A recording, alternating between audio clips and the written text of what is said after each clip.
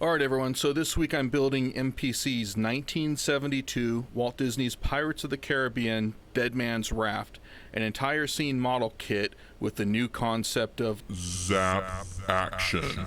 So when I was a kid, this is totally something that would have made me want to buy this model, the Zap Action. Today I just think it's a funny novelty. It makes me laugh a little bit inside. But you can see this is a finely detailed kit of a badly battered ship and its salty crew.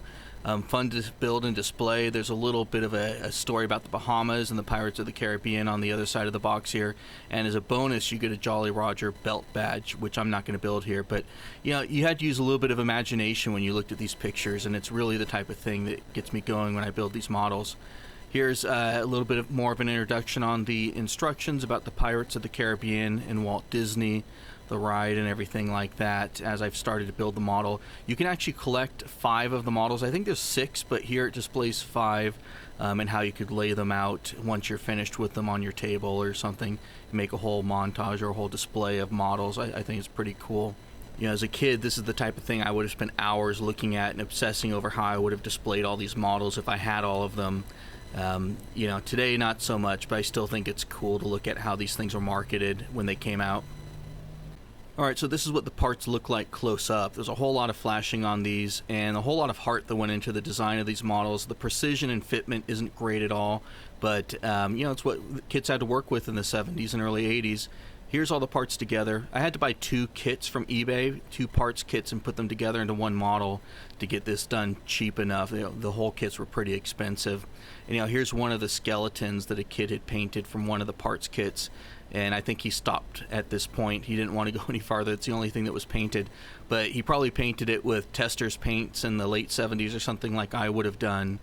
Here's all the parts together, primed and ready to go. And at this point, I'm started building the model. You can see up in the top left here. So I'm going to embellish the model a little bit, but I'm not going to go crazy. The first thing I'm going to do is cut out the lenses on this lamp here. I'm going to add transparency film from like an overhead projector and coat it with Tamiya clear yellow, and add one of those Pico nano whatever LEDs. I forget what they are, but the smallest one you can buy, it's just a soft white LED there, and it's already pre-wired. So next up, I'm adding a little jewel here to the end of this dagger on the Zap Action figure. Later on, I didn't film it, but I also added a pile of jewels and gold coins to the box where the map is. I'm not sure if it'll show up in the end or not, but I thought it was kind of another cool embellishment. Before my big reveal here, I wanted to show some more pictures of the sides of the box here. And how great the marketing people were at getting kids to use their imagination to buy these things. You know, as a kid, I got maybe 1 or 2 models a year, and I would just stare at the sides of these boxes. There's the Dead Man's Raft, Condemned to Chains. You know, you really just had to use your imagination to figure out what the model would look like if you were able to get it. You know, Dead Men Tell No Tales there. I just love the artwork on the side of these things, and it kind of reminded me of like Atari games where you would see a great picture on the front of the game, but when you played the game it was just lines, and you didn't really care because, you know, your imagination saw that picture on the front of the game, and it kind of, your brain filled in the gaps between the graphics of the time and what you actually saw on the front of the box.